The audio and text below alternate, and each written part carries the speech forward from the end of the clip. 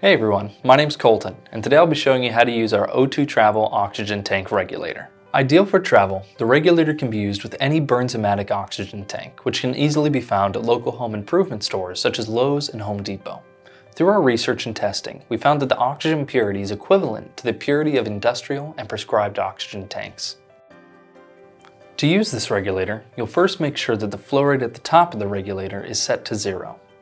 At this point, you'll screw the regulator into the top of the tank.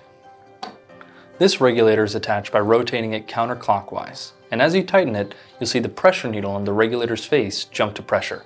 Make sure that even when you see this, you tighten the regulator all the way onto the tank.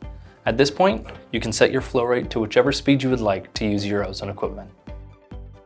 When you're done using your equipment, you'll want to make sure to take the regulator off of the tank to make sure you don't lose any of the oxygen in the tank. To remove the regulator, make sure your flow rate is set to 0, and you'll slowly unscrew it from the tank.